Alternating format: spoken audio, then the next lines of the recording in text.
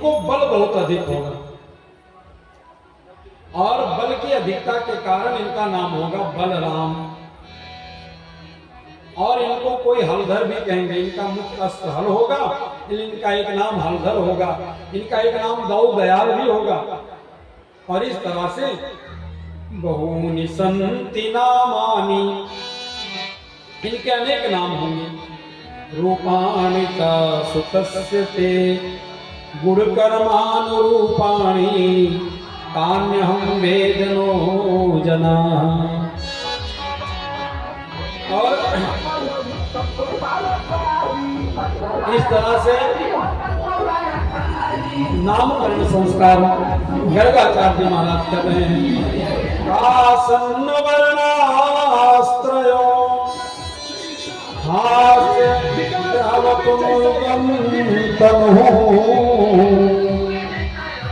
शुक्लो रक्तस्तथा पीतः इदानीं कृष्णतां गतः।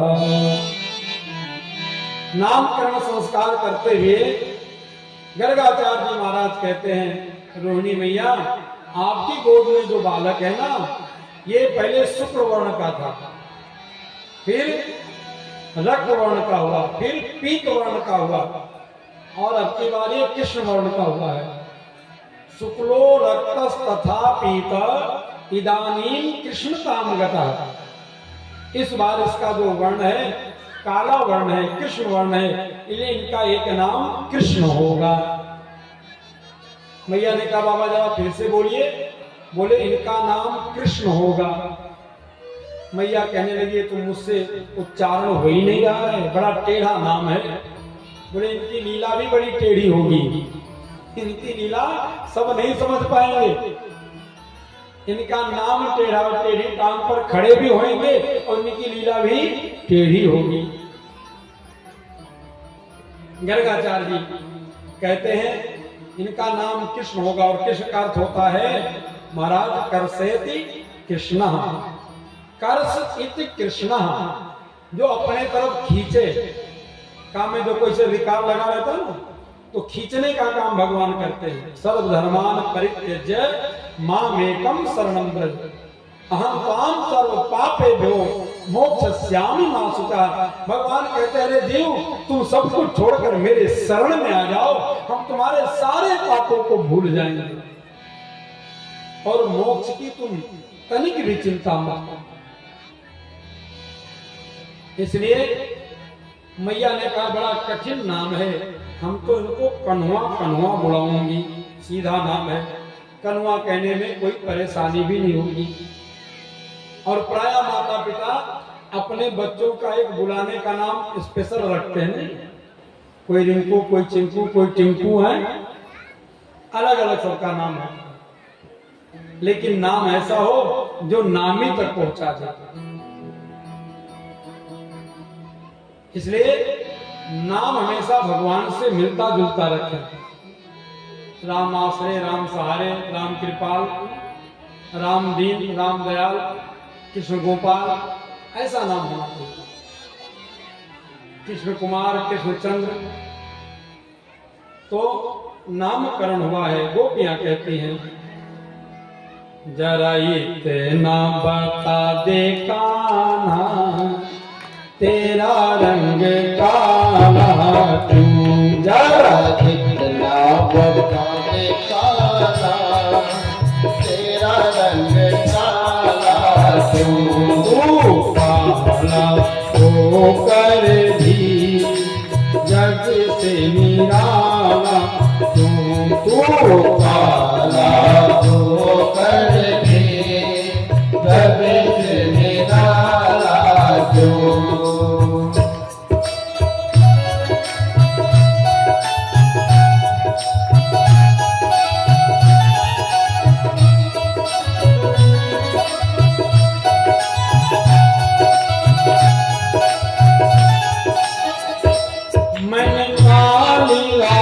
में जन्म लिया, मैंने काली रात में जन्म लिया और काली गाय का दूध पिया और गाय का दूध पिया। मेरी काली कंबली है इसीलिए काला हूँ। मेरी काली कंबली है इसलिए काला हूँ। जरा इतना बता दे कान्हा तेरा रंग काला क्यों। जरा इतना बता दे कान्हा तेरा रंग काला क्यों।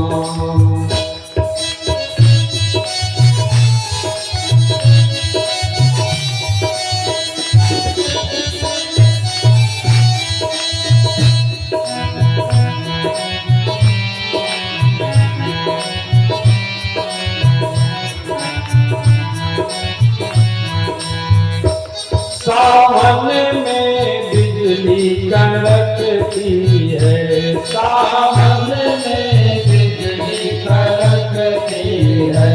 और बादल बहुत गरजते हैं। और बादल बहुत गरजते हैं। बादल का रंग काला, बादल का रंग काला इसलिए काला हूँ। बादल का रंग काला इसलिए काला हूँ। जरा इतना बता दे कान्हा तेरा रंग काला क्यों। जरा इतना बता दे कान्हा तेरा रंग काला क्यों। तू काला होकर भी जग से निराला क्यों। तू काला होकर भी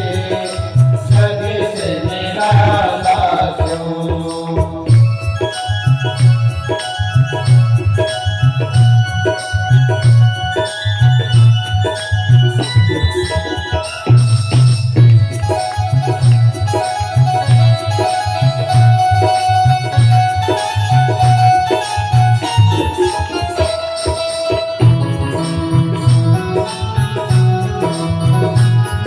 के प्रस्थान किए।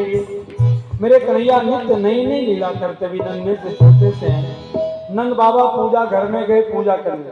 सुखदेव जी कहते हैं 5 वर्ष के हो गए, घुटमन घुटमन चलते हैं। नंद बाबा पूजा घर में गए तो नंद बाबा ने कहा नहीं नहीं लाला बाहर बैठो अंदर मत आना।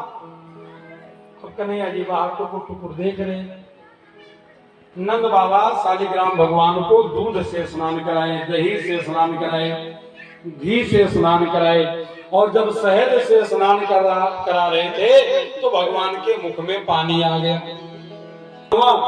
और पंचामृत से स्नान कराने बाद यमुना जल से स्नान कराए और भगवान को बिठाए हैं। सुंदर तिलक किए और तुलसी फूल चढ़ाए। कन्हैया जी धीरे धीरे धीरे धीरे घुटमन घुटमन आए और आकर नन्हे से छोटे से शालिग्राम भगवान को सिंहासन से उठाए और अपने मुख में रख लिए। कपल थी मारकर बैठे। बाबा जी बैठे हैं। नंद बाबा ने पूछा क्यों लाला भगवान को जानते हो। तब कन्हैया जी बोले अब बोल। देखा आपने कहीं भगवान को, बोले अब नंद बाबा ने देखा इनका गाल ऊंचा है, फूला फूला। आवाज लगाई यशोदा देखो आपका लाला कितना उधम मचावे, आज भगवान को ही मुख में रख लिया। यशोदा मैया दौड़ करके आई, कन्हैया को अपनी गोद में ले ली और कहने लगे नन्हा करते हैं, भक्तों को आनंदित करते हैं। जटाजूटधारी बड़े बड़े संत, ऐसे संत जिनका दर्शन दुर्लभ है। और यशोदा मैया के यहाँ आते हैं, नंद बाबा के द्वार पर आकर के और यशोदा मैया को बुलाते हैं, आवाज लगाते हैं मातु भिक्षाम दे। यशोदा मैया एक पात्र में भिक्षा लेकर के आती हैं, बाबा ये ले लो।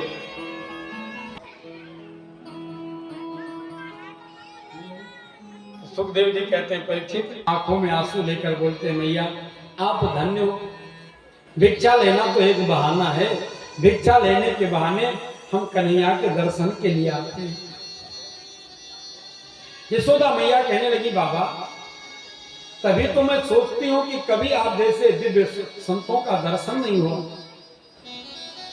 और जब से मेरा लाला आया है तब से आप महात्मा लोग हमारे इस गोकुल में आते हो, बराबर दर्शन देते हो। महात्माओं के नेत्र सजल हो गए। रोते हुए महात्मा बोले, मैया आप धन्य हो कि आपने कम से कम परमात्मा को पा लिया है। इन्हीं परमात्मा के, इन्हीं प्रभु के दर्शन के लिए हम लोग कंदराओं में थे, गुफाओं में थे, तप कर रहे थे। तब प्रेरणा हुई कि नहीं नहीं, जिनके लिए आप तप कर रहे हो गोकुल में हैं, और हमने तपस्या छोड़ दी, और तब से भिक्षा मांगने के बहाने हम आते हैं, द्वार पर खड़े रहते हैं, और जब मुझे एक झलक दर्शन मिल जाता है तो हम चले जाते हैं। मैया सुनी, बड़ी प्रसन्न हुई, दौड़ कर गई, पलना में से कन्हैया को लेकर आई है। लो बाबा दर्शन कर लो। अरे आप ही सबन के तो आशीर्वाद से हमें इस अवस्था में लाला की प्राप्ति हुई है। जब भगवान का प्राकट हुआ ना, तो यशोदा मैया 85 वर्ष की थी और नंद बाबा 80 वर्ष के थे। महात्मा लोग दर्शन करते बड़े गदगद होते। इस तरह से भगवान नित्य नई नई लीला करते हैं। कालेन ब्रजतालपेन गोकुले राम केशव जानुभ्याम सह पाणिभ्याम रिंगमाणो विजहतो। मैया लाला का उंगली पकड़ करके और आंगन में कन्हैया को नचाती हैं, ताल देती हैं, तो मेरे भगवान नाचते हैं। पाँव में पैजनिया बांधी हैं और रिंग मारो बिज हतु, मेरे भगवान नृत्य करते हैं। कहा अद्भुत छटा है मेरे कन्हैया की। मैया उंगली पकड़कर कन्हैया को चलना सिखाती है, तो पैरों में पैजनिया बंधी है, और उस पैजनिये के झंकार से पूरा आंगन झंकृत हो जा रहा है। और जब झंकृत होता है, सारे देवता आकाश मंडल में आकर के इस दिव्य दृश्य का दर्शन कर रहे हैं और बड़े प्रसन्न हो जा रहे हैं। नाचे नंद लाल नचावे हर की मैया, नाचे नंद लाल नचावे हर की मैया। झूठी झूठी पद धरत कन्हैया, झूठी झूठी पद धरत कन्हैया। नाचे नंद लाल नचावे हर की मैया, नाचे नंद लाल नचावे हर की मैया।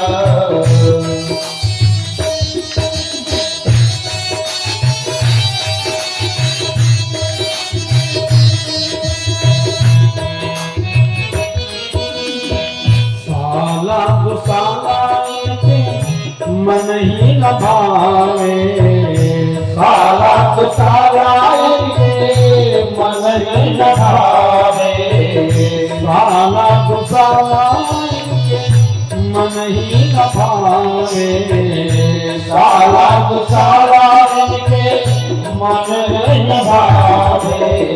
काली कमली की अजब ओढ़ैया, काली कमली के अजब ओढ़ैया।